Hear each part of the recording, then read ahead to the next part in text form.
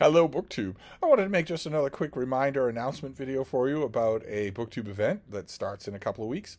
It's Book Trek 2025, hosted by Vin at Revenant Reads, our dauntless captain, with a whole crew of Star Trek fans who will be encouraging you to read Star Trek during the summer for a number of different reasons, changing with different hosts. All of us think of Star Trek and think of summer at the same time. And so we will be reading Star Trek all summer long, June, July, and August. No structure other than that. If you read a Star Trek novel in the summer, you have participated in Book Trek. We have optional away missions. If you're so inclined, you can either read a piece of nonfiction directly connected with the show. Those started early. They have an actual a very long pedigree. Star Trek Lives and the World of Star Trek started decades and decades ago. But there have been plenty of others, and also plenty of ghostwritten memoirs by the various members of the cast and crew and whatnot. Or another away mission is nonfiction. It's reading a popular science book. And there are plenty of those too. I'm actually going to be fulfilling that second away mission myself anyway during the summer, regardless if there wasn't a Book Trek. I would still be doing it because I read all the new popular science and nature books that come out. Anyway, they interest me. I go and hat in hand for free copies of the publishers and read them anyway. So everything in the U.S. market, I'm going to be fulfilling that away mission. But the first announcement video that I made a few days ago, I didn't quite know. I was still cogitating on the form that my Book Trek for 2025 would take. And it could change still, but I think I know what I want to do for Book Trek in 2025. I think I want to concentrate on Star Trek Voyager, which was the Star Trek franchise that's centered on a Federation starship that is accidentally hurled across the galaxy by super advanced alien technology, which then is destroyed. So they are stranded. The Voyager and her crew are stranded 80,000 light years from the Alpha Quadrant, which even at high warp in a straight line is going to take them 70 or so years to get home. And they had no ethical. Captain Janeway, our first female captain on a Star Trek show, had no choice but to do what she did. She had no choice but to destroy the technology that had got them there because it was hurting an innocent alien species. They had no way to deal with it other than to destroy it, other than to stop it. But it's her decision that strands her crew in the Delta Quadrant, which all that we know about the Delta Quadrant from Star Trek before that point is that it's the home of the Borg. It just means it's not a place you want to be. But Captain Janeway and all of her crew, they immediately set course for home, but it looks hopeless. I mean, Lieutenant Tuvok, the Vulcan security officer on board, may live.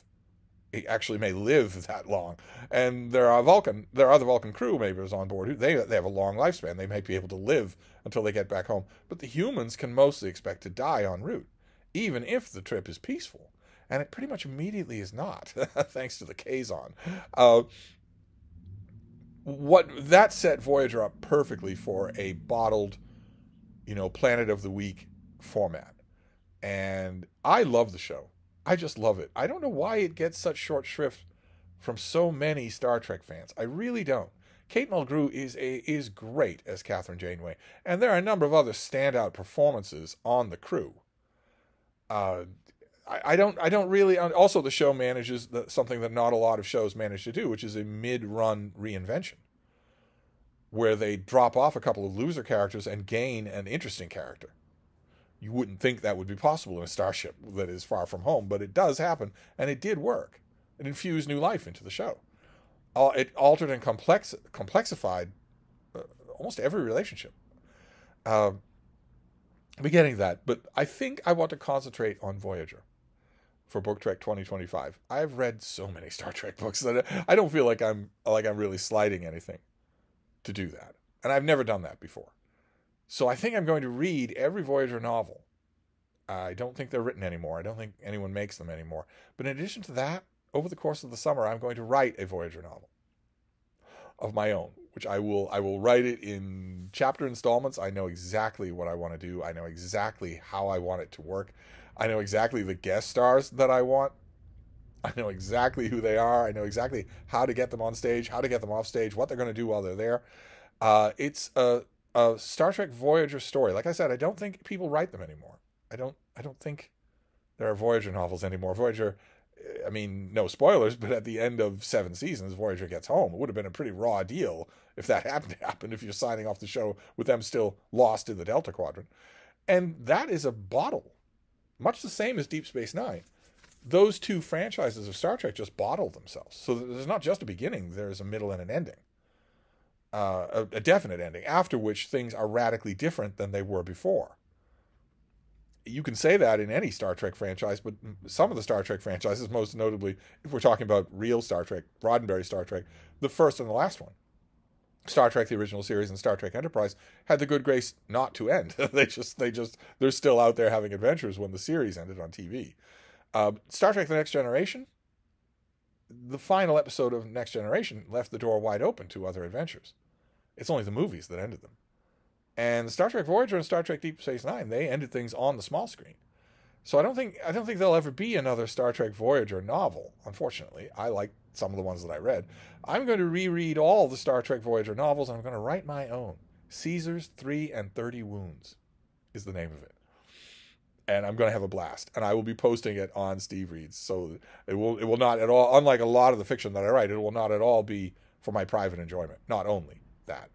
I've never tried it before. It would be very interesting. I'm going to have to do a lot between now and the 1st of June. I'm going to have to do a lot of research, a lot of boning up on the Tech Talk. I'm going to have to make the science and the Tech Talk sound at least a little convincing.